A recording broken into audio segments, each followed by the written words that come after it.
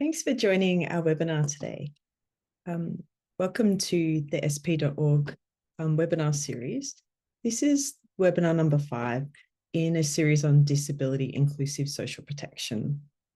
Today's webinar will be looking at expanding coverage and adequacy of disability inclusive cash benefits. Over the series of 5 webinars, we've discussed some of the core modules from the joint guidance note towards inclusive social protection systems, enabling participation and inclusion of people with disabilities. It's great that you can join us today for this last in the series. And if you do want to catch up on the previous webinars, please go to the socialprotection.org website and you will see the recordings there. The focus of today's webinar, though, is on the role of cash benefits in bolstering equal participation and the empowerment of people with disabilities. We're going to be reviewing and showcasing some of the diverse pathways that countries are travelling with introducing and expanding cash transfers and cash benefits for people with disabilities. We're going to be looking at some countries including Zambia, Egypt, East Asia and the Pacific as our case study countries for this evening. We will also have a presentation from the ILO, from Veronica from the ILO, on a publication that analysed 700 contributory and non-contributory social protection schemes for people with disabilities. So just running through some of the logistics for today's webinar. The session is going to be recorded. We do have simultaneous sign language interpretation happening, so please make sure that you have the interpreters pinned.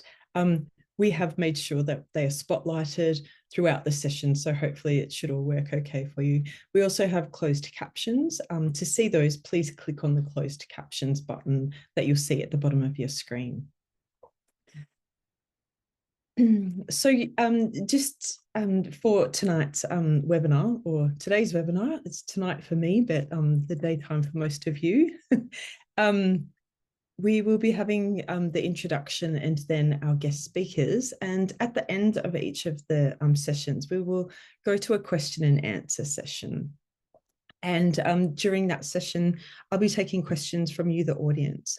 So please send your questions through in the question and answer box that you'll see at the bottom of your screen. We won't be using the chat function for the questions, so please use the question and answer box. I'll prompt you as we go along to make sure that you're getting those questions through to us. And please contextualize your question and direct it to whoever the guest speaker is that you would like to answer that question. So just introducing our guest speakers for tonight, we have Alexandre Cote, who is the Social Protection and Disability Inclusion Policy Specialist at UNICEF. I have Veronica Vudzak, who is the Social Protection Policy Specialist at the International Labour Organization. Andrei Trechak, who is the Social Protection Specialist in the Social Protection and Jobs Global Unit for the World Bank.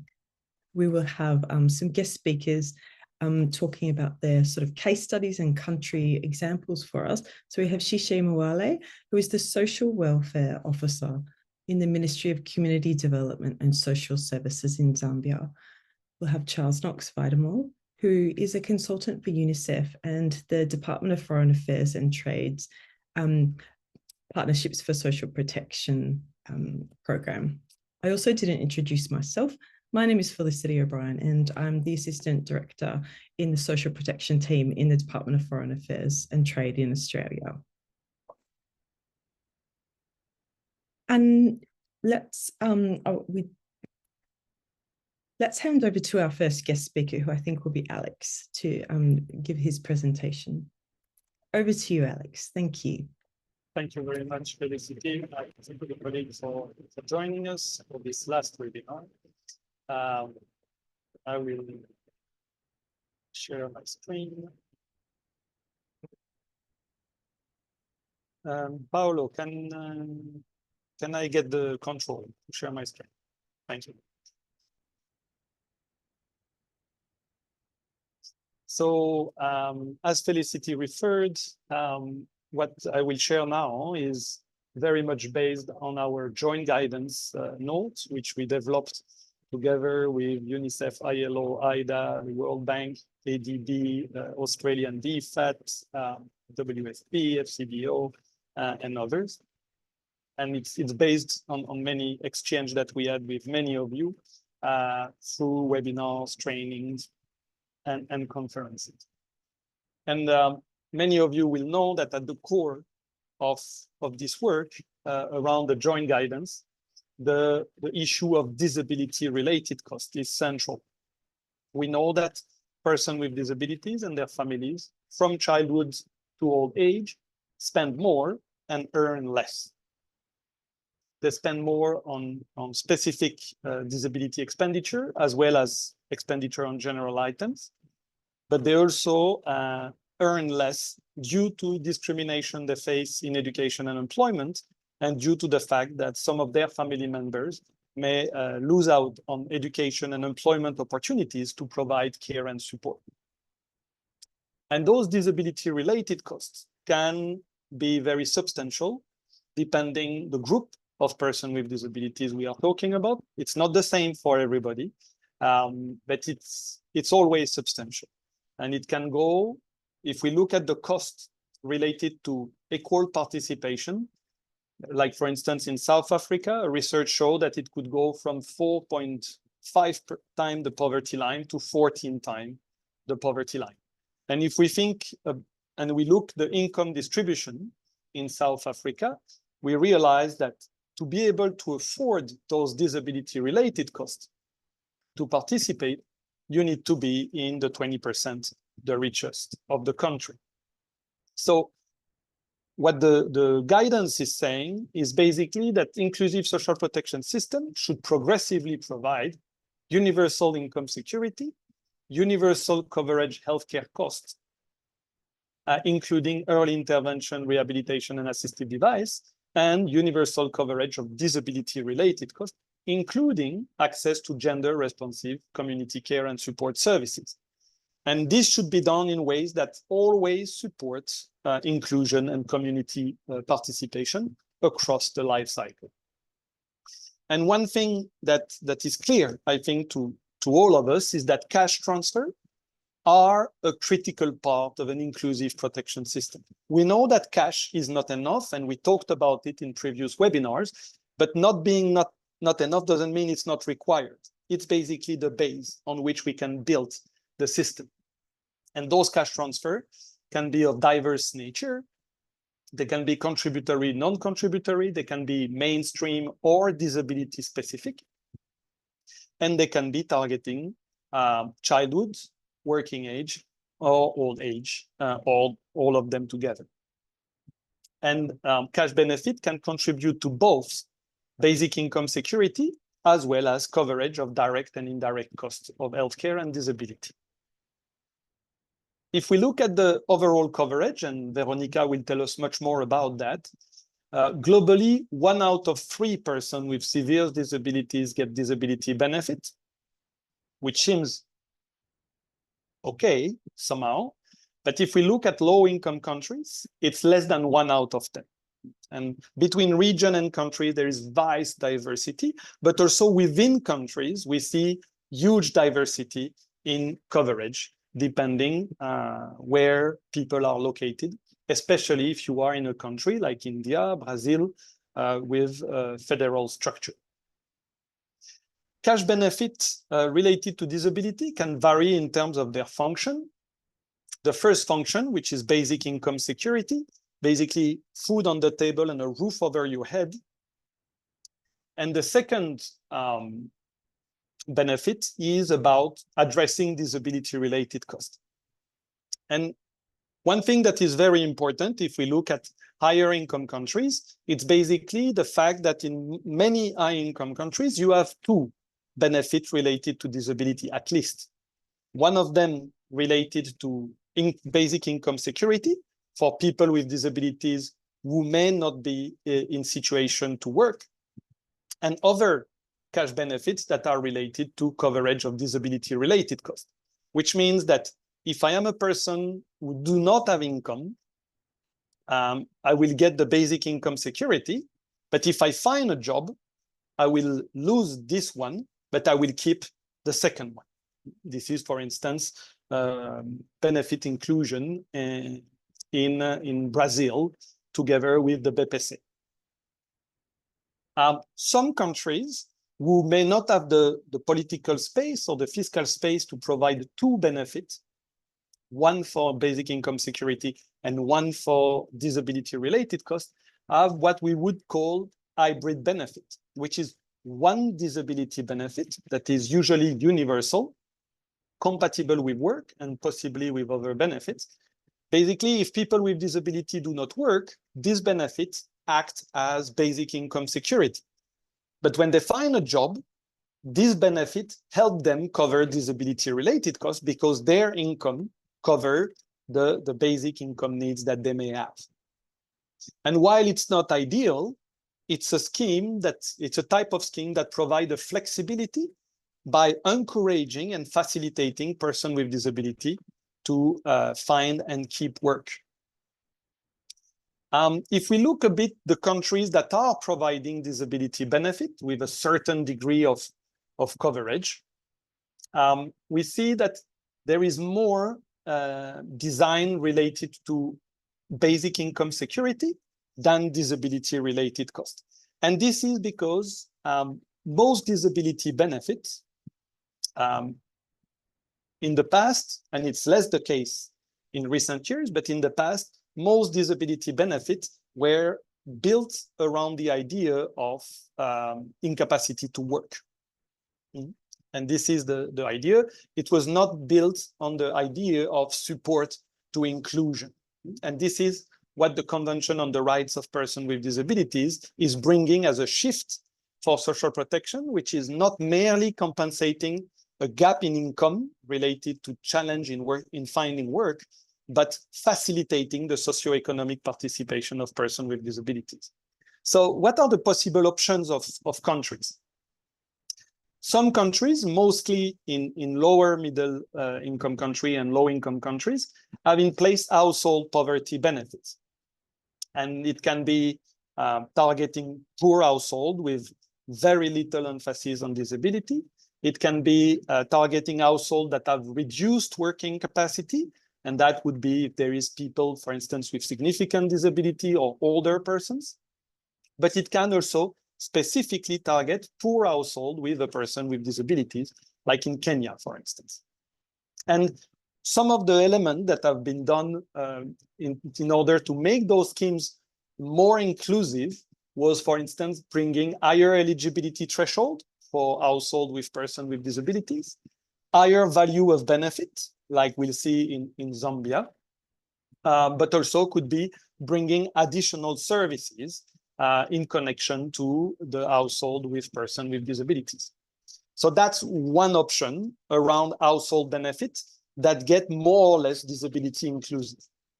There is a second option, which seems to be a little bit the direction in which most countries are going ultimately, which is individual disability benefits.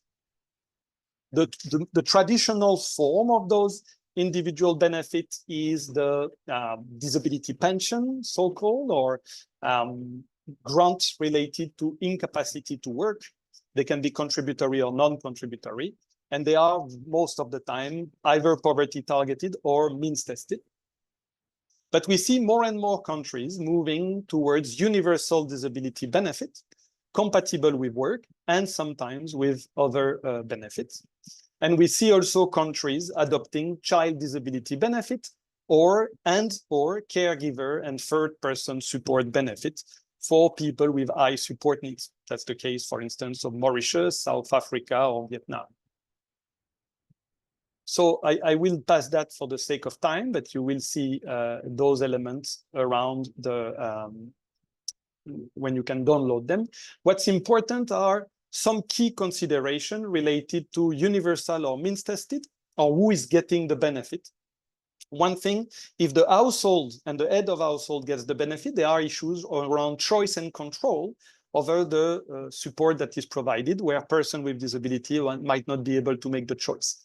With regards to poverty targeting, there is this issue when we saw who can afford disability-related costs. Poverty targeting disability benefit exclude a lot of people who might live in non-poor household, but they are themselves as individual poor and have very restricted participation.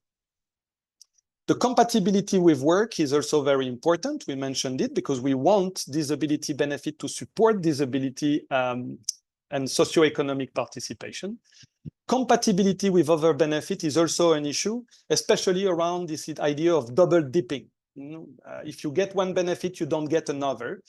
But if disability benefits are supposed to cover extra cost of disabilities, then, for instance, it should be compatible with household poverty benefit or old age pension or child grant, because those benefits are not tailored or designed to cover disability benefit. And I will stop there. Thank you very much.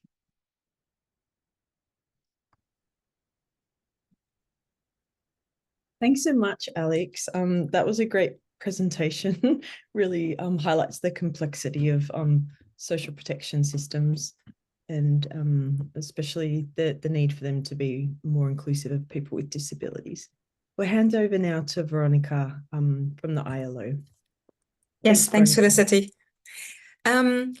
So, I mean, Alex did a great job in presenting the conceptual framework. The ILO this year, that's me together with my colleague Yusa Momose, we did analysis of how are the schemes currently actually designed. Next slide, please. So in our report, we look at 369 statutory disability schemes and 427 employment injury schemes.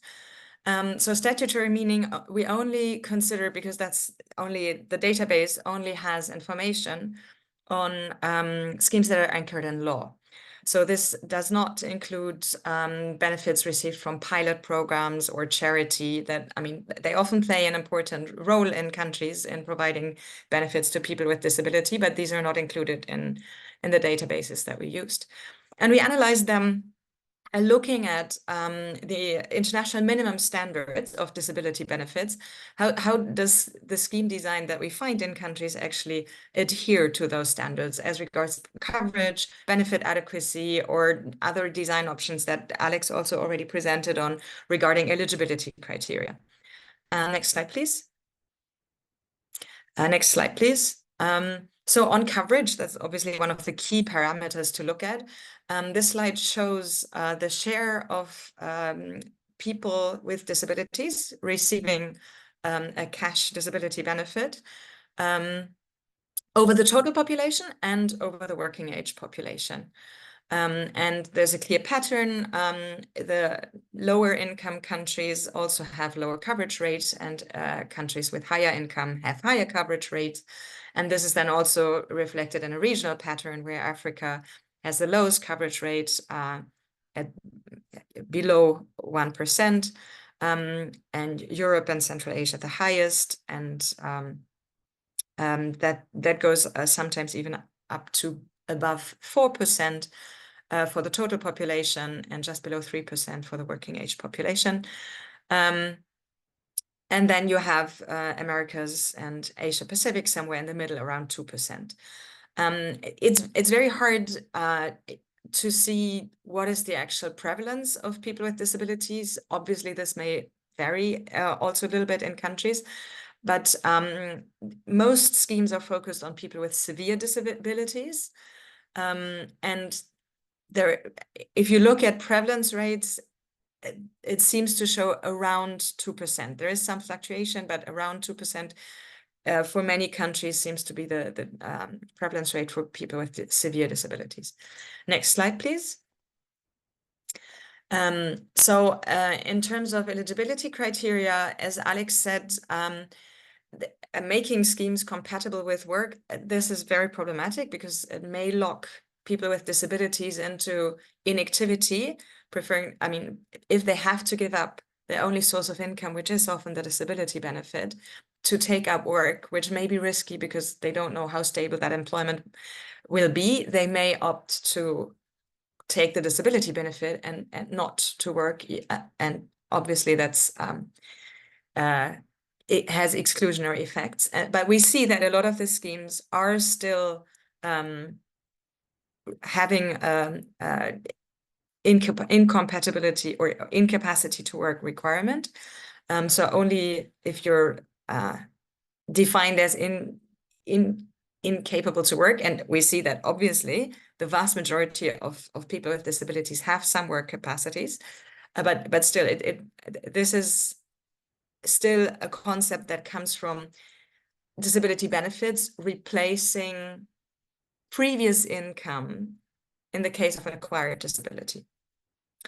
But we see that even non-contributory schemes often have an incapacity to work requirement. And so this also reflects what Alex alluded to, that in this logic of income replacement, there's no consideration of the fact that in any case, all people with disabilities are facing higher disability related extra costs in their everyday life.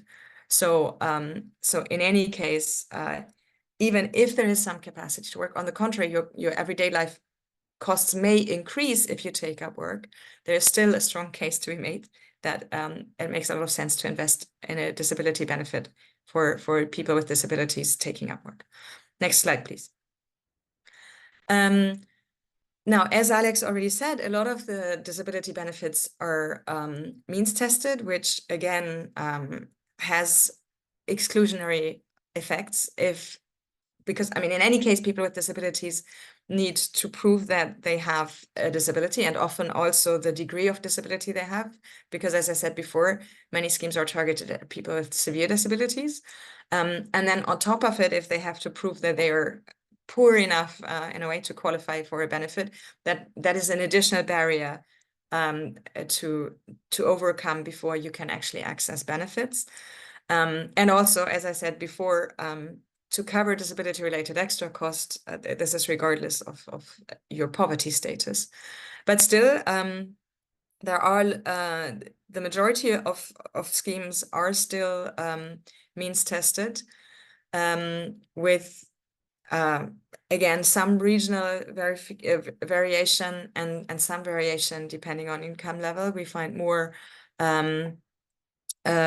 universal or non-means tested schemes in Europe and Central Asia, and more means testing in the Americas. Next slide, please. A key question is, of course, how to finance disability-related benefits. For contributory schemes, this is covered through a social insurance mechanism where you only receive the benefit depending on whether you've contributed before or not. So they are self-financing to a large extent. But obviously there are population groups, children with disabilities, people with disabilities that have never worked before. They were born with disabilities, or so there are population groups that cannot count on social insurance to cover their disabilities, and hence it is important to look also at what does the government invest in disability schemes. And we find, again, it varies a lot with income, with low and lower middle income countries, but even upper middle income countries spending very little, from 0.1 to 0.3%, and then high income countries spending just below 2% of GDP for on disability benefits. Next slide, please. Next slide, please. So in terms of benefit design, the key question is, it's important to look at not only how many people are covered, but also how much do they receive? What is the adequacy of the benefit?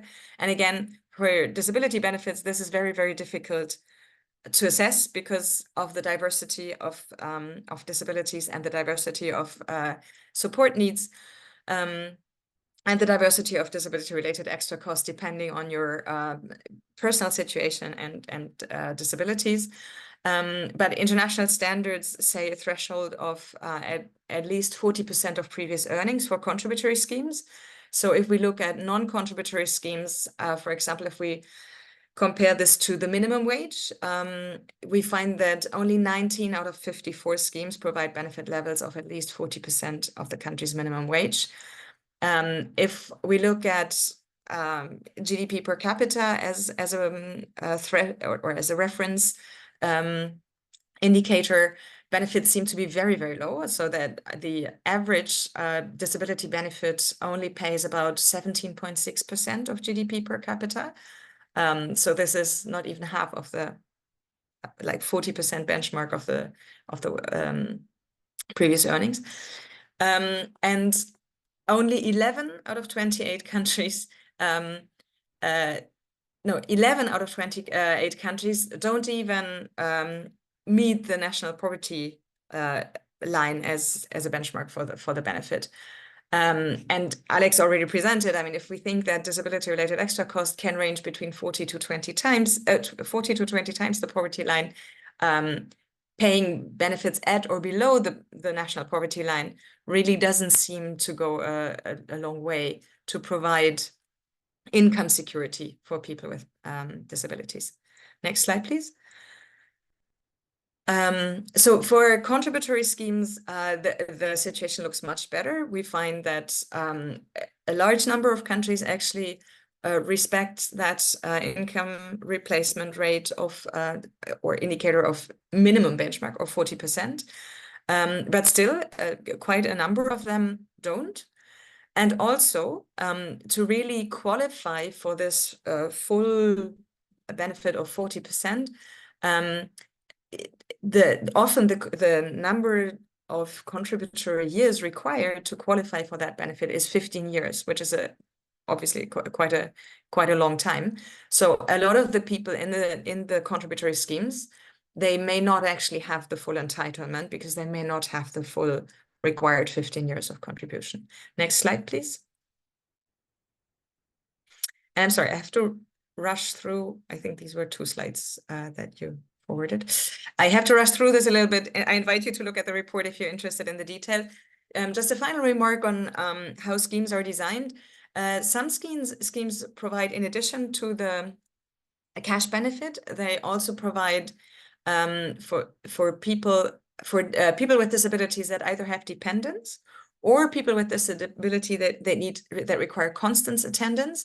They have a top up of the base benefit. So we find that 68 schemes provide a supplement in cases where there is a need for constant attendance, and 34 schemes pay a dependent supplement. So if if you have dependent children or spouses, you're entitled to a top up of your benefit.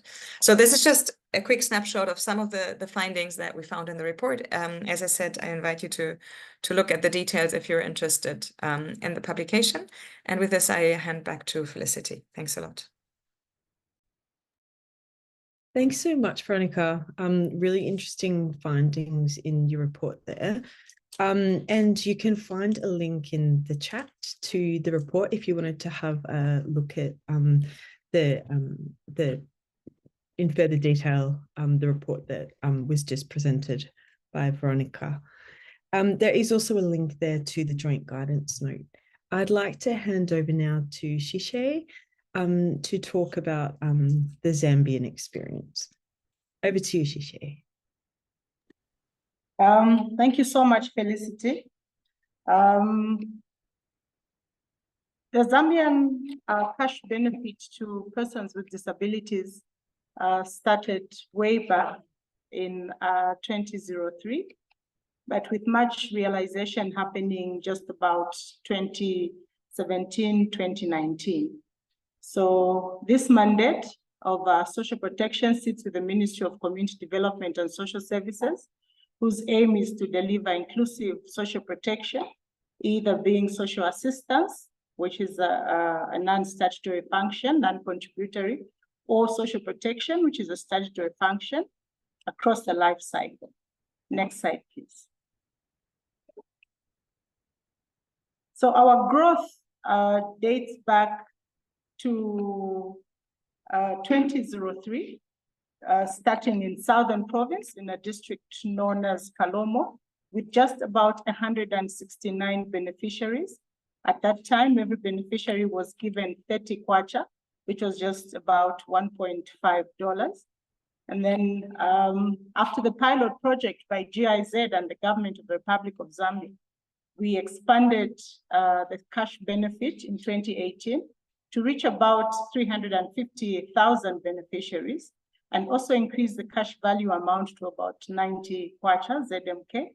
Then in 2019 and 2020, we defined the categories, and in this particular case, highlighted inclusion of persons with disabilities, and also increased the cash value to ensure that the disability-related costs were covered. And our growth has been tremendous since.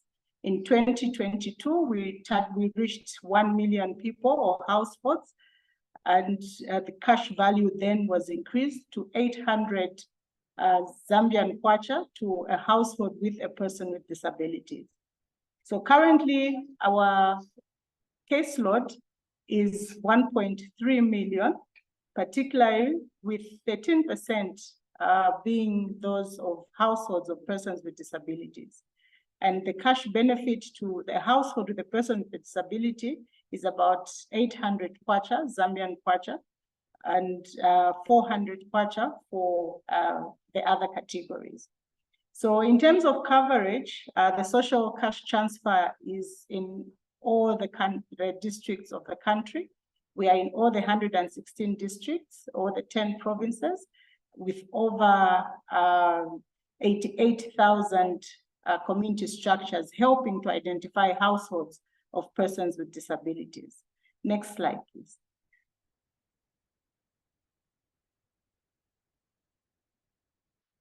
So our data splits is such that we have disability households sitting at 153,130, representing about 13% of the total caseload of benefits for social cash transfer. Next slide, please.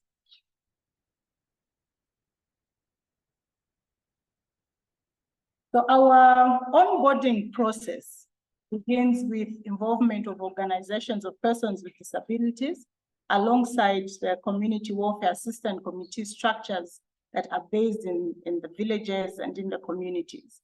So we begin with the listing of potential beneficiaries. And in this case, households of persons with disabilities and persons with disabilities themselves are identified and listed.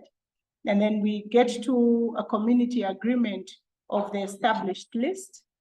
After that, enumeration to just determine the eligibility onto the program is conducted. So households of persons with disabilities are visited, and a number of information is collected: geographic information, socioeconomic status. And then that information is subjected to a means test just to define the vulnerability established in the data collection stage.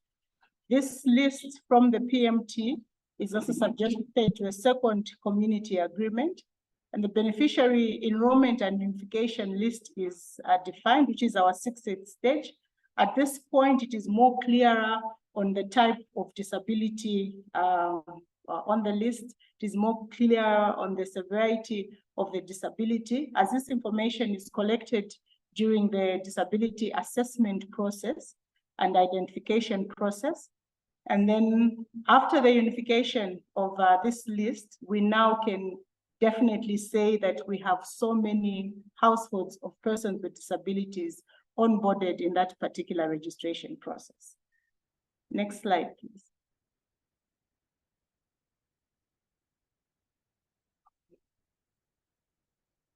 So to highlight two main stages that are directly targeted at persons with disabilities is the listing stage, where the identification of the household happens. So at this identification is also what category of disability are we identifying, and in which geographical area, in which constituency and wards. Then from there, we have the disability assessment process to determine the severity of the disability, and also at this point to issue a disability card as a prerequisite of the enumeration stage. So when we now get to the enumeration stage, this household that has been identified and listed presents the necessary documentation to the enumerators for continued onboarding. Next slide, please.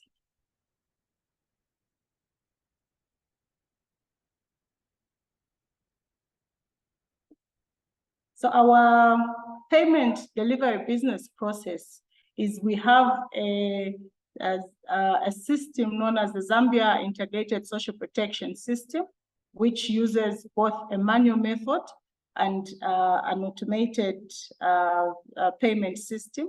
On the manual method, we target rural areas, those that have a poor connectivity or those that have further distances to where people can access their payments.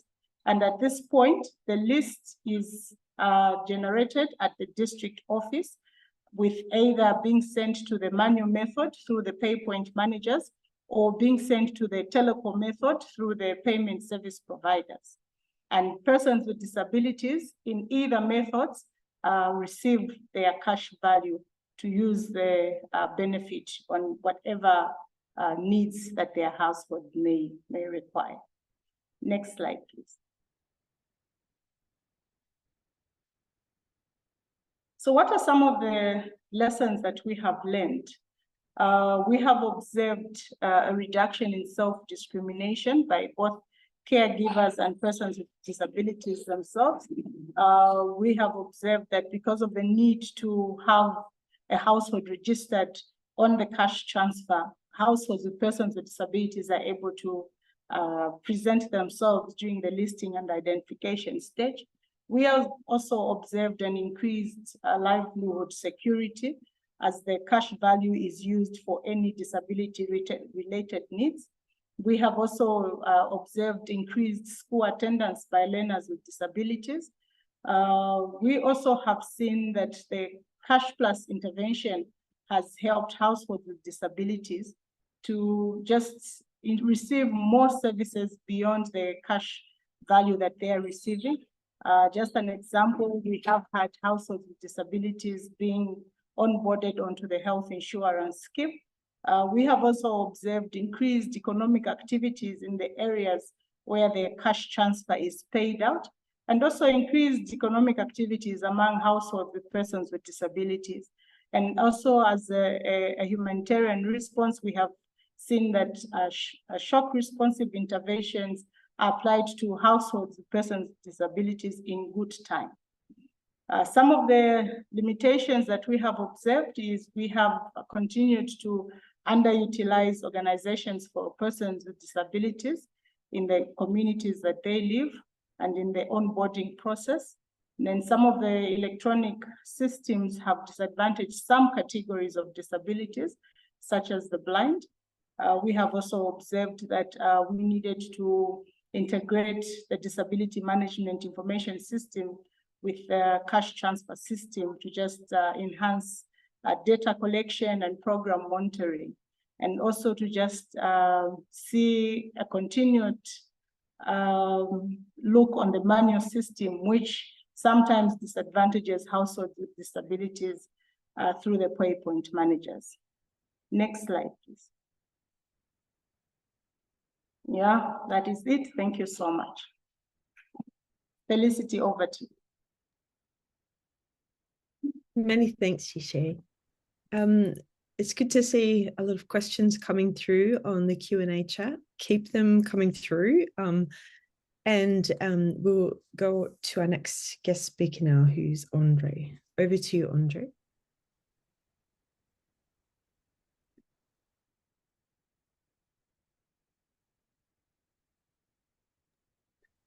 Hello, everybody.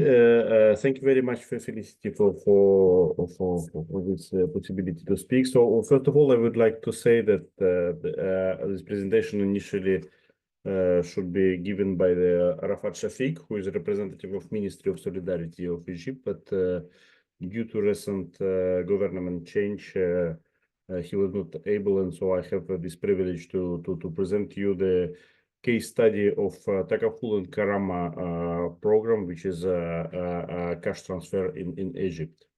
So first of all, I would like to start with some background information about the Takaful and Karama. So we actually the Egypt undergone in 2014 the important structural reform, which was mainly characterized by the removal of energy subsidies and the introduction of value-added taxes. So beside of that, the country was subject of different economic problem, and the devaluation of Egyptian pound was very important. So in these conditions, the government had the important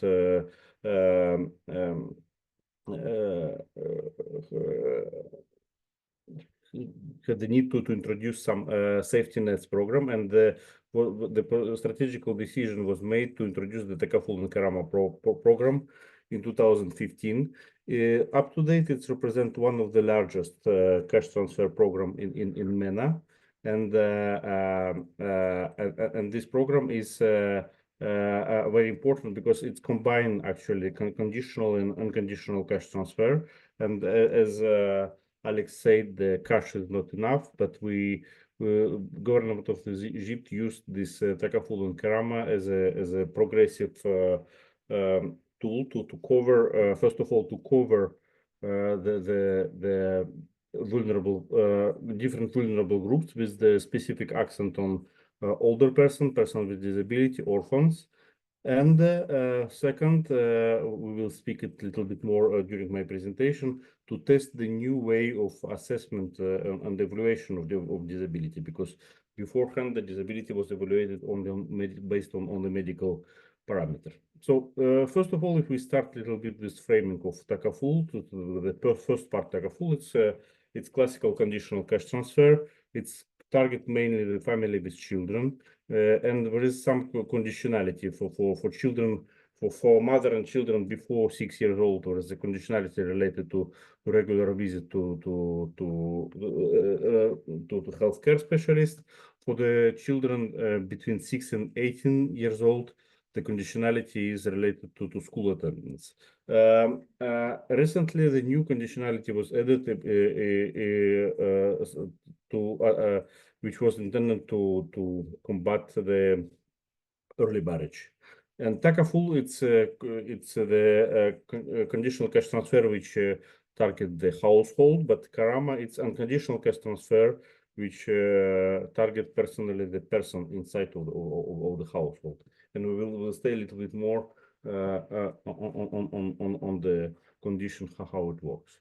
So key figures: actually the both program Takaful and Karama started from the poorest regions, and now it covered 27 government of Egypt. But there was a mapping of poverty which was made by the State Statistical Authority, and we started with the government started with poorer regions. So up to date, around 5 million households are covered, including approximately 20 million of individuals, and it's as I said, one of the largest transfer in MENA.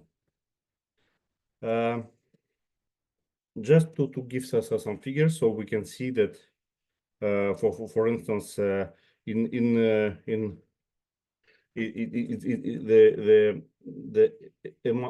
budget devoted to the national cash transfer is growing constantly, but unfortunately inflation is playing a bad role, and so sometimes the government doesn't succeed to cover completely the loss related to inflation. The targeting mechanism related to Takaful and Karama are the proxy mean test, and actually based on the recent on the recent research, we can see that 86% of the beneficiary are among the 40% of poorest household. Now I would like to stress more attention on disability part of the and stress on and to present more Karama program. Karama, as I said, it's a conditional cash transfer, which covering different population, not only of person with disability, but older person, orphans, and others. So, but the up to date, it's cover 68% of population or 68% of beneficiary of Karama are persons with disability, and they represent around 1.6 million of household where this person with disability are living. So, as I said, the very important part of this of Karama is it's not using. It started to use not only medical evaluation, but it started to move more on the assessment based on the international classification of functioning. It combined the Proximin test score with the result of functional assessment, and it gives the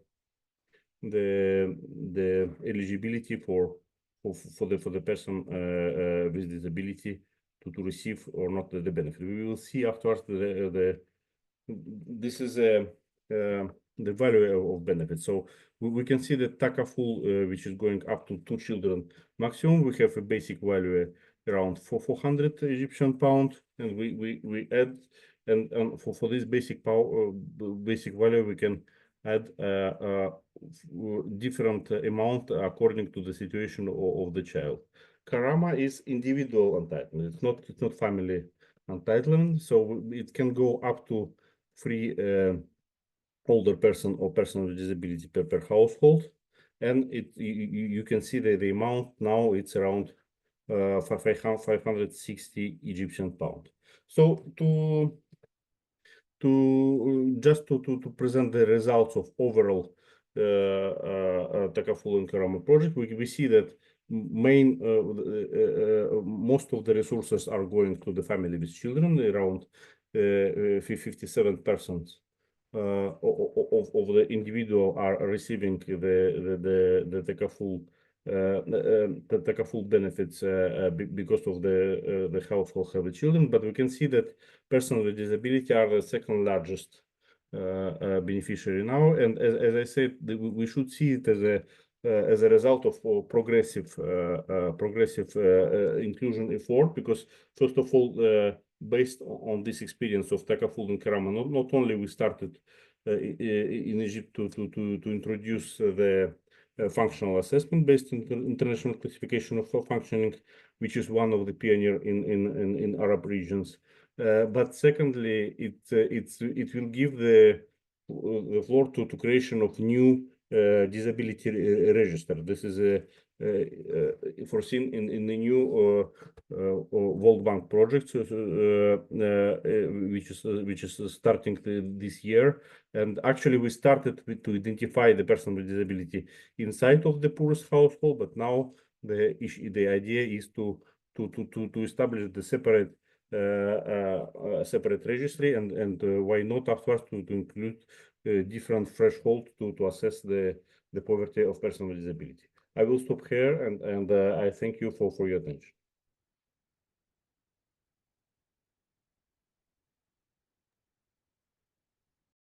Thanks, Andre. The next presentation is from Charles. I'll hand over to you, Charles. Remember that you can put your questions in the Q&A chat function, and after Charles, we'll go to the question and answer session. So get your questions in there now so that we can move on to the question and answer session after Charles's presentation. Over to you, Charles. Thanks very much. Great. Thank you very much, Felicity. And yeah, it's great to join this session. Really interesting questions coming through from participants, I see, and good. I'm fascinated to hear the other experiences which are also being presented. I'm going to basically focus or drill down a little bit on some experiences in the Pacific, which had some interesting experiences, I think, in terms of social protection and disability-related social protection and cash benefits more generally. Just to say, this draws on kind of 2 main pieces of analysis, 2 reports. One is a piece under the Partnerships for Social Protection under Australian aid, which Felicity mentioned, which is a report on financing of social protection, which is going to be launched actually on a socialprotection.org webinar in a few weeks' time on the 15th of August. So if you're interested in that, you can join that. But I'm going to take a couple of snippets from that. And the second is a wider regional report looking at East Asia and the Pacific, and with UNICEF looking at particularly, well, social protection systems for persons with disabilities, with a particular focus on children, which is also coming soon and will no doubt be shared through socialprotection.org and other channels. So really the kind of interesting trend I wanted to kind of highlight here and drill down on is that, you know, a number of Pacific Island countries and Timor-Leste as well, over the last couple of decades, really, 15 to 20 years, have introduced new types of cash benefits for persons with disabilities. And that really fits within a kind of broader evolution in the nature of the social protection systems in that region. Historically, really up to the kind of really the year 2000 and beyond, most social protection existed in the form of provident funds, so mandatory savings arrangements for workers, primarily in the formal economy. However, what you, and those are those kind of blue dots highlighted there, mainly on the timeline I've shown here. However, really, again, as I say, the last 15, 20 years, quite a number of countries have begun to introduce new and different kinds of tax-financed social protection schemes, with a particular kind of emphasis on more universal old age pensions and more universal or non-means tested disability allowances. So this is quite a kind of trend across a number of countries, and it continues to progress. I think with Samoa, just a couple of years ago, being the first country to, or the latest country to introduce a new scheme. In terms, there's also, as I've already alluded to, there's some interesting features of the schemes within this region, which are perhaps a bit distinct from some of the stories we've been and experiences we've been hearing about so far. So perhaps, I mean, as well as many countries having these schemes in place, which, as we know, isn't always the case, having cash benefits, particularly focusing on non-contributory cash benefits. In most cases, these aren't means tested, so they are provided on the basis of a disability assessment to all who meet that disability assessment. So I think that's distinct from the broader picture, the trend that Veronica shared, and also the experience in Zambia and in Egypt as well, where those schemes are means tested. Another feature which then particularly relates to Alex's presentation is that a lot of these, is the way in which these schemes are generally provided, or in many cases across the life cycle. The vast majority are provided for both working age and for children. And quite a few as well are provided to older persons, which interestingly is often an addition to existing universal pensions, which exist in most of these countries. So there's a kind of overlap between the disability benefits in older age and the pensions provided there. In terms of compatibility with work and the nature of disability assessment, the picture's perhaps a bit more mixed. I think, as Veronica alluded to, it's sometimes quite hard to unpack the extent to which schemes are compatible with work. Some are, such as Fiji, Kiribati, a scheme in New Ireland, which is an area of Papua New Guinea, but quite a few aren't. And another few, it's actually quite hard to establish from the rules set out exactly whether they are or are not compatible with work, or the extent to which recipients are able to work while receiving those benefits. In terms of disability assessment, for the countries where there's information, there's a trend towards more medical-based models of disability assessment, which, as we know, have many limitations, though there are countries such as Fiji where there's a more broad kind of inclusive, comprehensive approach being taken, which I'm going to allude to later. So just to highlight a few kind of features and how these schemes vary. First of all, what does the coverage look like? I mean, so what you see on the chart on the right is the coverage as a percentage of the total population. So a similar indicator to what Veronica showed. And I've highlighted in red those countries in the Pacific relative to the other countries which are in the wider Asia Pacific region. So many of the countries actually have, you know, relatively higher levels of coverage as compared to other low and middle income countries. So we see Nauru, Kiribati, Tonga, for example, while others, Timor-Leste, for example, a bit lower down level, just less than 1% of the total population covered by these schemes. And what you see to an extent is on this chart I've indicated, whether there's a means test, whether those schemes are age restricted, so to only certain people of certain ages, and whether they're compatible to work. And there is some kind of trend there that those schemes that have those features are likely to have lower levels of coverage. However, it's also about the nature of disability assessment. It's also often linked to questions of implementation. For example, how new schemes are, whether they've just recently been implemented. But many countries are pushing, I'd say, towards the relatively higher levels of coverage that one finds in lower middle income countries.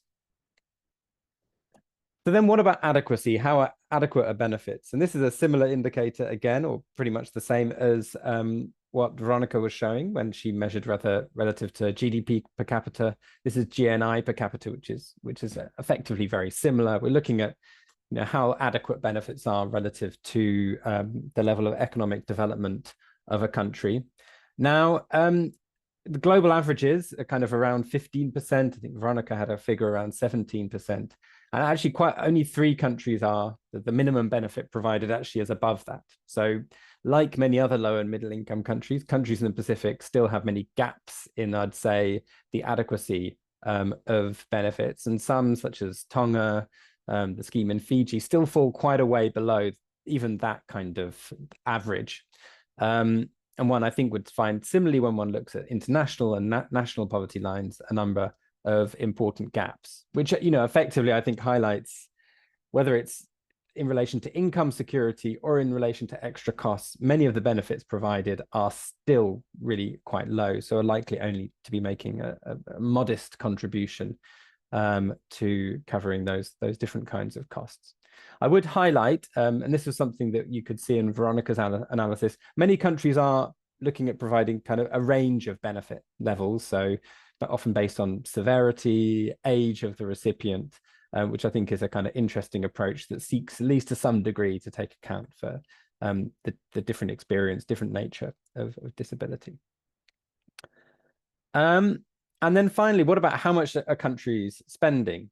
Now, what we kind of got in this chart is actually the total social assistance expenditure for the different countries, which is, so that's all non-contributory schemes, tax finance schemes, and that is divided by the function of the schemes. So whether they're more related to disability and sickness, old age, survivors, family and children. Now what you see is disability, which is the kind of lower blue, dark blue bar, is a minority of that expenditure. The schemes focusing on old age in most countries tend to be the main ones. But that's actually, I mean, it's not unusual within the shape of social protection expenditure within social protection systems across all range of countries. Now, if we kind of zoom in and we cut out the other categories and just look at sickness and disability, which is mainly related to these disability allowances, cash benefits, you see a range from Nauru, which is spending 0.7% of GDP, which is quite high for on the higher end for developing countries. Others, Kiribati, Cook Islands, Palau, 0.3%. So again, more kind of meaningful levels of expenditure. But some countries, as we see, that the levels of expenditure are still quite low as a percent of GNI, of gross national income. So there is a range, and that's effectively linked to the two things we discussed before, the level of coverage and the benefit adequacy. So that gives a bit of a sense of all of these countries have relatively recently taken steps to expand these schemes, but there's a variety in terms of their kind of key parameters and the likely impact they'll be having. Just to finish the presentation, however, just wanted to drill down on one case study, which we thought could be interesting. Which is the disability allowance scheme in Fiji. And that I think has a few features which are worth pulling out. Now, this is a relatively recent scheme, as I'm going to explain. And I think there's two important factors to the context, which I think are worth keeping in mind. One was actually, Fiji's had quite a long-standing poverty-targeted social assistance scheme, which I think dates back to the the 30s or 1940s, so very long standing, and had a kind of disability component within that. However, a reform in 2013 that led to a more general poverty targeted approach using proxy means tests was perceived to lead to a bit of a weakening of the support for persons with disabilities. Meanwhile, following the ratification of the CRPD, Fiji adopted a new Rights of Persons with Disability Act in 2018, which had a number of provisions. And one of those provisions was the introduction of this disability allowance scheme. And much as I'd explained before, this is a non-means tested scheme. So all persons assessed as having a disability aged 0 to 64, regardless of employment status, are entitled to the scheme. Those above 65 are entitled to a universal, very near universal social pension that exists. So they don't overlap, but there is a kind of some continuity of support.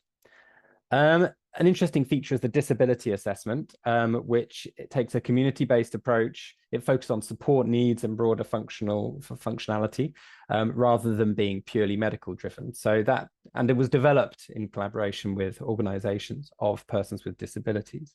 So it has relatively strong features in being more accessible to those, particularly in remote areas, in remote islands, and within Fiji, and also is more comprehensive or inclusive than some of those medically driven models.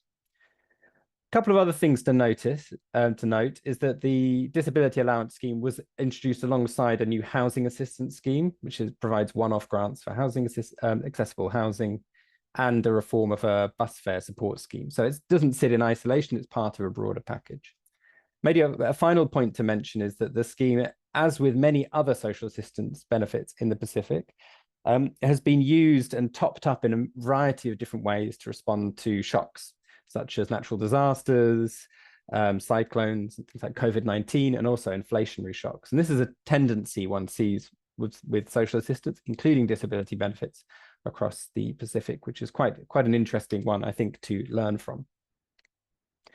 I just, to kind of summarize, I wanted to give a sense of, okay, well, when we look at the level of investment, how has that evolved over time? How has Fiji built this disability allowance scheme within its broader social protection scheme?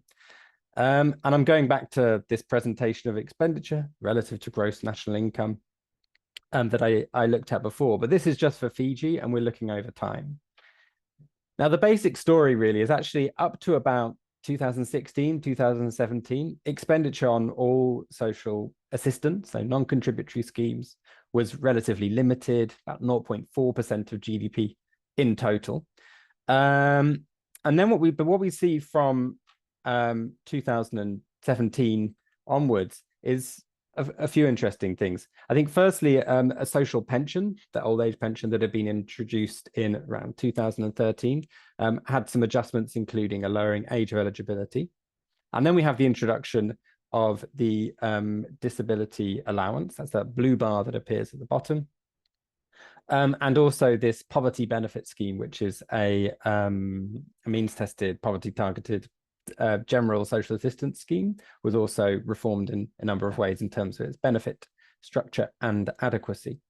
What we see is over time towards up to the COVID crisis, there are a number of adjustments being made which expanded these schemes.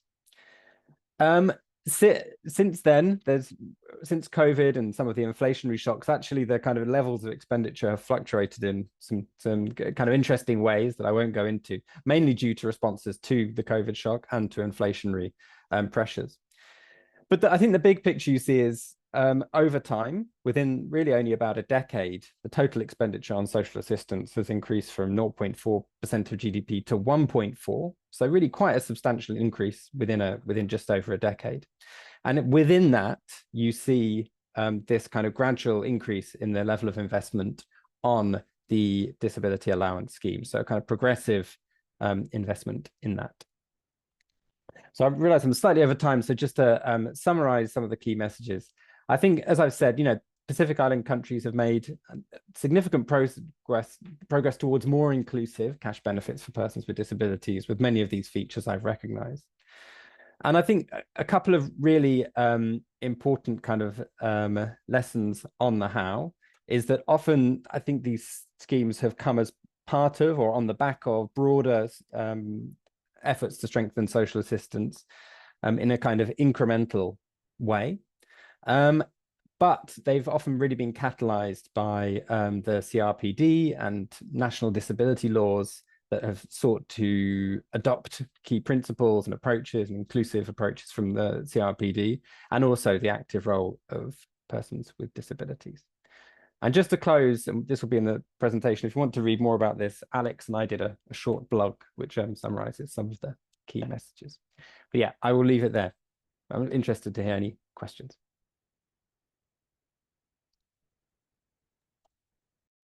Thanks so much, Charles. It was really great to see the trajectory that Pacific Island countries have taken with implementing disability cash payments. We're moving into the question and answer session now. So please, if you do have any burning questions, get them into the Q&A chat, and we'll get started now with the questions. So the first one I have is disability payments appear to still be very low, as we could see from Veronica's presentation and also Charles's. A lot of the cash payments still seem to be below the poverty line. I was just wondering, Veronica, sorry to put you on the spot, but the first question is for you, whether your work and the research that you did in the analysis looked at how that compares with other cash payments for, elderly pensions or unemployment benefits or things like that.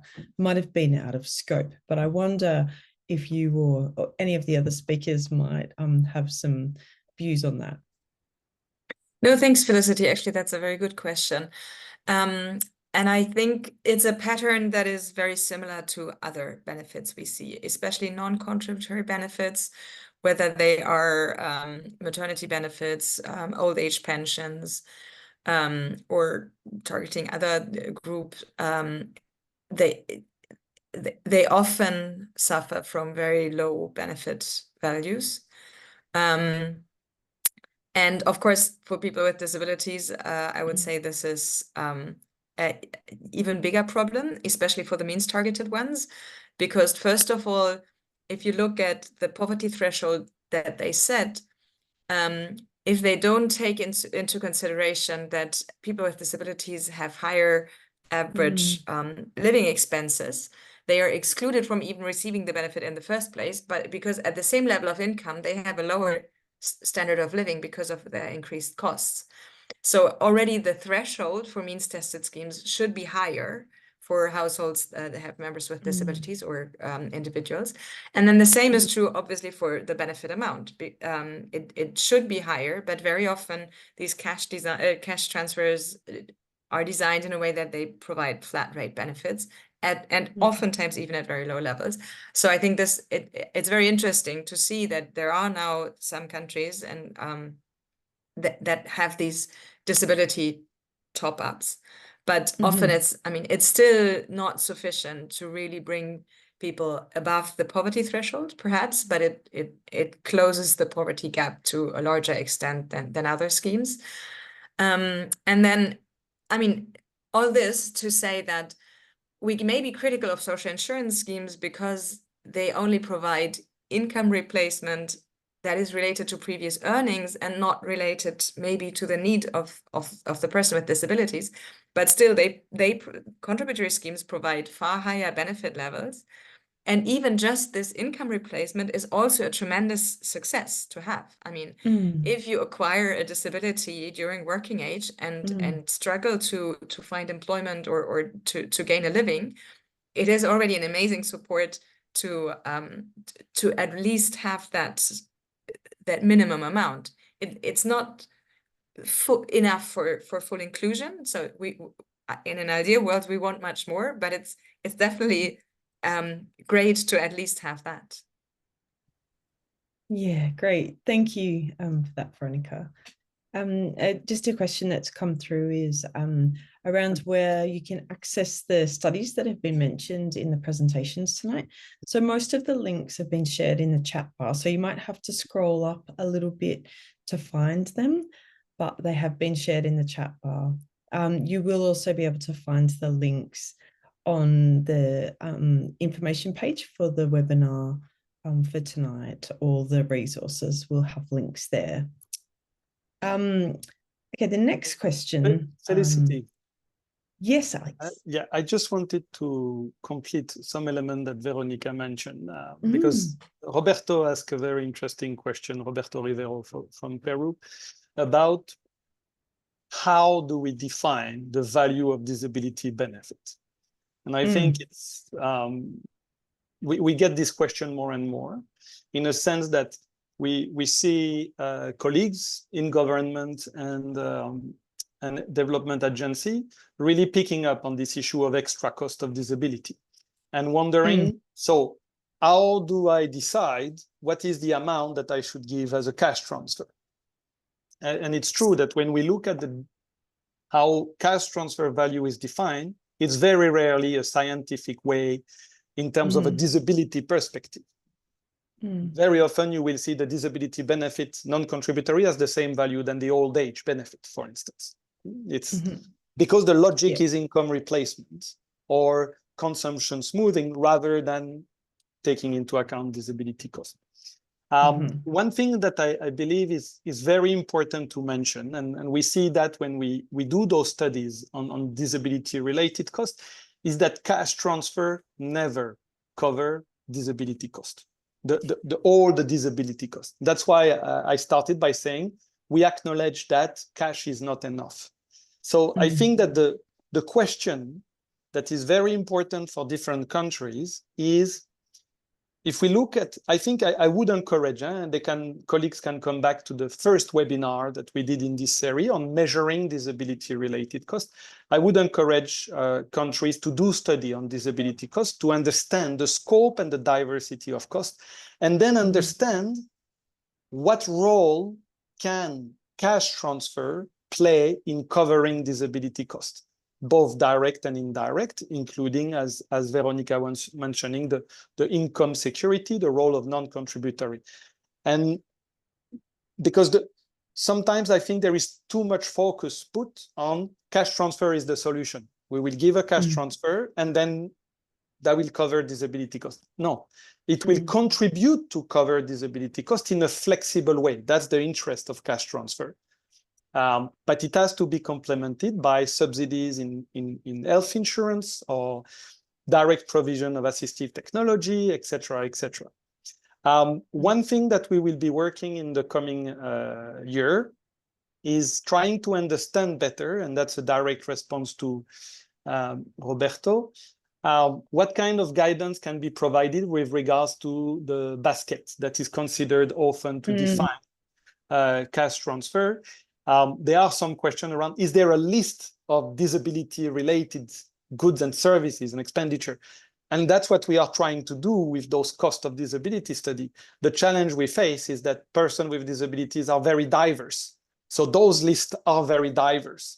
So including that in the MEB would be quite a challenge. But so we will continue to work and see what kind of concrete technical guidance can be provided to countries in order to set benefit values. But I would hold my breath in a sense. We know that value of benefit is also a lot about coverage you want to reach and availability of resources.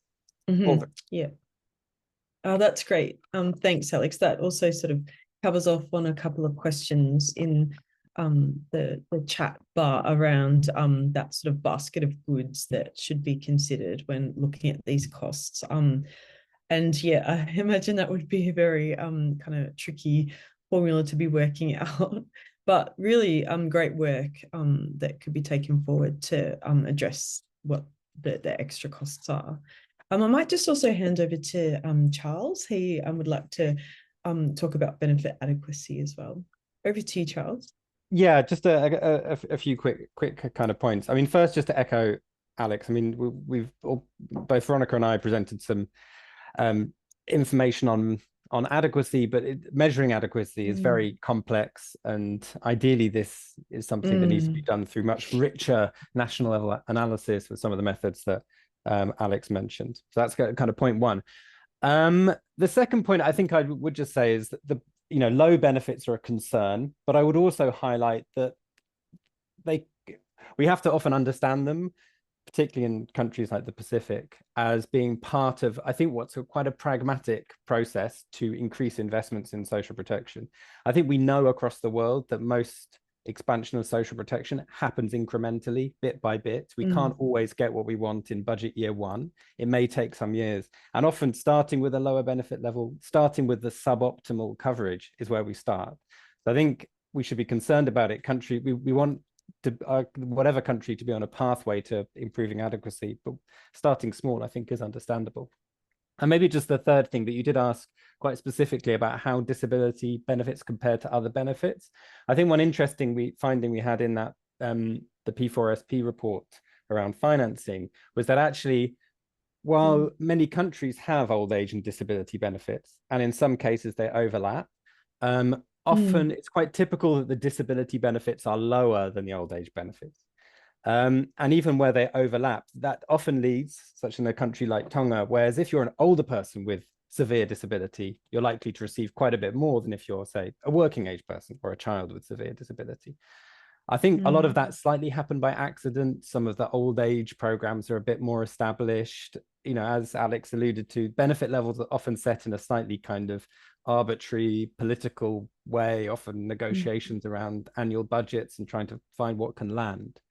But I do think, particularly for the Pacific, it's good that there's that overlap. It's good that there's that thinking across the life course, but there could be some work on making the kind of structure more coherent for people, I think, of different ages. Yeah, thank you for that insight, Charles. What another question that I had is sort of related a bit to what you were just talking about, actually, was if you were providing advice, anyone can step in on this question, to governments on the best place to start with establishing a cash payment for people with disabilities. What's the usual trajectory that you're sort of seeing with that, or the best advice that you would give to a government starting out in that area? Do you want me to jump into that one as yeah, well? if you would like to, Charles, okay, sure. Yeah. I mean, I think I kind of partly already alluded to it. That decision is going to vary a lot in different countries. But I think what I would say is, or perhaps what we can maybe think about challenging a little bit, is that I think there is a tendency, obviously in many countries, to think, well, if we want to start small, if we want to find a starting point, then let's think about targeting the poorest persons with disabilities. And I think Alex alluded to some of the challenges associated with that, given the significant extra costs that even those that by some measures may be non-poor are likely to face. And I would really emphasize, means testing isn't the only way to start small. You can start small by focusing on a certain severity of disability. You can start small by saying, well, we can only afford a lower benefit level in the short term. And I think what the Pacific experience shows is many of those countries have started small through that kind of more broad-based, inclusive, non-means tested approach, and been able to kind of build over time from there, which I think is kind of the essence of the experience. Thanks, Charles. Maybe building on this, Felicity, I think one point or so I would say is it all depends what you have already in place. And what we see, and I think the example shared by Shishe and Andre with Zambia and Egypt are very interesting examples. And we see that Indonesia has done the same. You have a social safety net, and it's already in place. You have mechanism of payment towards household. You have already a registry. And you can use that as also Charles explained for Fiji. You can use that as a first step. Okay, I will make that social safety net inclusive for person with disability. I will increase the benefit threshold, the eligibility threshold. I will increase the benefit values for families. What is important, I would say, and that's why I think the Fiji evolution is so interesting, is to accept that this is a first step, not the end step. It's not the end goal. Why? Because person with disabilities, especially adult age, need control. They have the right to control the money that is dedicated to support them and decide what to do with them. So moving towards individual disability benefit is a trend that would be more in line with the convention. The other point, and that connects directly with what Charles was saying, is that social safety net are poverty targeted most of the time. And what we see in the famous missing middle that was so obvious during the COVID-19 crisis is you have in many countries, especially lower income or lower middle income countries, many people with disabilities are within the gap between people getting social insurance benefit and people getting poverty targeted benefit. And many people with disabilities are in between in this gap. So I think if you have a country with a social safety net that has a fairly good coverage among poor people, that can be an entry point. Make this inclusive, test the whole issue of how do you identify persons with disabilities, gain political momentum within government, parliamentarian, the population around the idea of additional support for persons with disabilities, and you can go to an individual benefit. Another example I would like to share is Senegal, which I think is quite interesting. In Senegal, there is a social safety net called La Bourse Familiale. And during COVID, the president has said, okay, all the people with disability who get the disability card will also get the Bourse Familiale, including if their family get the Bourse Familiale already. So de facto, it created a disability benefit, which is not official. Meaning it's not statutory, as Veronica was mentioning. It's a pilot, but it's interesting to see, and a little bit in the logic of Karama, how from a household social safety net, you can, by tweaking, and you can move towards an individual benefit. So I think that there is a trajectory for many countries, especially in sub-Saharan Africa, who have those kind of social safety net. There is a diversity of ways where we can move step by step towards individual disability allowance. One thing also that I would say in starting small is you can start also with children with disabilities, for instance.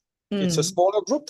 We know that children with disability have the biggest impact. Disability has the biggest impact on their life trajectory and socioeconomic participation. That can be an element. It could be also top up to the old age pension if you already have system like this in place. Over. Thanks, Alex. That's some really great advice there. If I can jump in to complete. Yes, please do. Yes. Thanks. I think I agree very much with what Alex was saying, that we need to build on what exists, and we need the person with disability is not the only vulnerable groups which need some attention, and we cannot usually in the country create something specific for a person with disability without touching the other groups. So as we say, that it's very important to make coordination between different parts of the social protection system, and especially with the safety nets. If we introduce universal disability, if we have the possibility to introduce the universal disability benefit, we should coordinate how it's count as a revenue inside of the cash transfer, and we should see how it will be in connection with the old age benefits and with the children benefits. Often, if we provide something like very generous disability benefits, and we don't provide anything for the old age coverage, we have a lot of experience of the country which we have a big pressure of the older person to trying to get this the disability benefit. So the coherence between the different schemes is very, very important, and we are not acting only on person with disability, where we're acting on the old social protection system, and we should see what will be impact of the little change what we're introducing in the scheme. But we as a World Bank, we agree that we are not providing, especially in the country where there is very little recognition of the person with disability. We think that the social registry and the cash transfer can be a very good entry point, but we know that this is not the final destination. As the example of Egypt showed that this reform starting from the cash transfer allow it not only to better analyze the situation of persons with disability, but to switch from the medical assessment to functional assessment. But we recognize this is not the final point, and we need somehow to go to individual assessment, not based on the poverty assessment. Thank you very much. Thanks, Andre. Yeah, I think it's good to highlight the sort of complicated decisions that governments always need to make around their social protection systems and their coverage policies. One last question to everyone on the panel. We know that cash is not necessarily enough for people with disabilities. I wonder if you could highlight some of the gaps that we have in our knowledge so far on what we need to know about good social protection coverage for people with disabilities, and where you'd like to see further research and analysis done on a particular area to fill some gaps that we might have in our knowledge on social protection for people with disabilities. Open to the panel.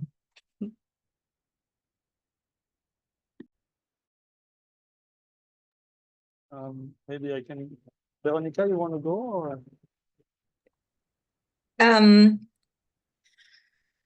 Yeah, I mean, let me start and then you can add. I mean, this is, I mean, Alex presented this slide about the functions that the social protection system should fulfill for people with disabilities.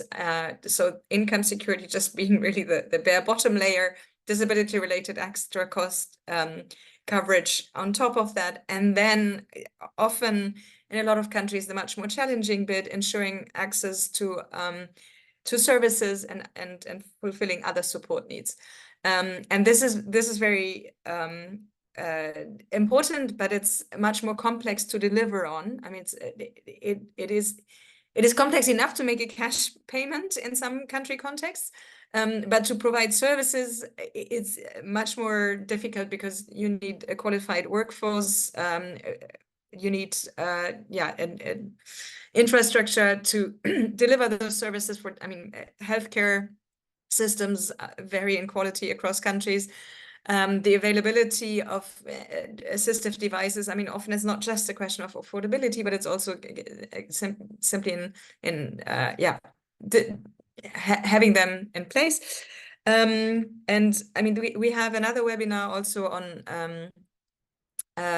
care and support needs. And there, I think, I mean, Alex can say much more about this, but this is obviously also a very, very important and large discussion, how to have really so care and support needs met in a way that respects the dignity and needs of both the caregiver and the needs of the person with disabilities. We know that a lot of the care provided is because of a lack of formal care systems, because of a lack of qualified care health workforce. It's unpaid. It's very dominantly provided by women. So that and it's a very complex question of how we can get to a care system that really enables independent living in the community for people with disabilities in a way that is affordable and that is satisfactory for both caregivers and the people with disabilities.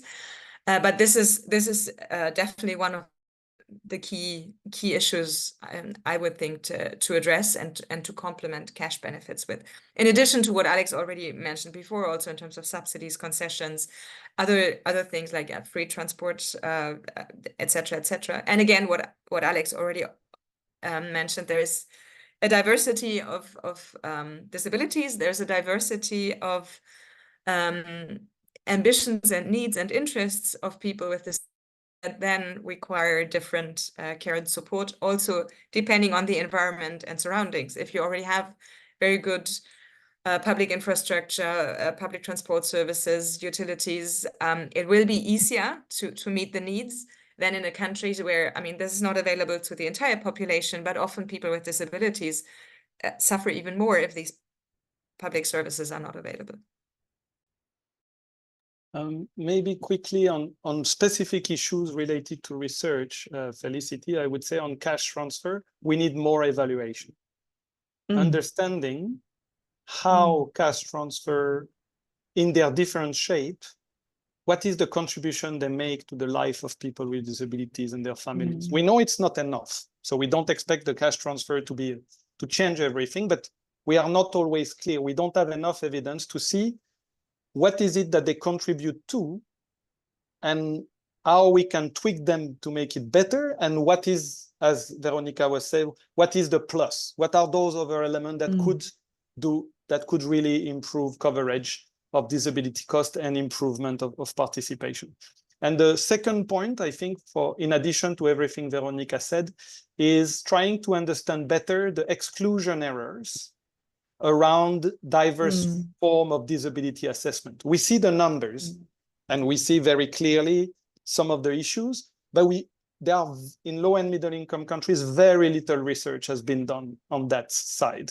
So it's hard to understand. And the last point is the intra-household dynamics around cash transfer and disability. Some work has been done initially in South Africa, but and few other places, but we don't have a good sense, especially if we take into consideration gender and age issues. So that, I think, are very important elements. Over. Thanks, Alex. We'll wrap up there, but I encourage you all to have a look at the other webinars in this series. Thank you so much, everyone, for joining us. A big thank you to our guest speakers and also to the socialprotection.org team who have been providing support in the background and supporting this series over the last few weeks. I'd also like to thank our sign language interpreters for their hard work tonight, and please join the socialprotection.org mailing list so that you can receive emails about upcoming webinars, and keep your eye out on the 1st of August. The next webinar will be held, and it's on adaptive and shock responsive social protection to guarantee the rights of elderly people. So again, thanks for joining us. Please do log on to the socialprotection.org website and join the mailing list so that you can get the news about the next webinars. Good night. Thank you.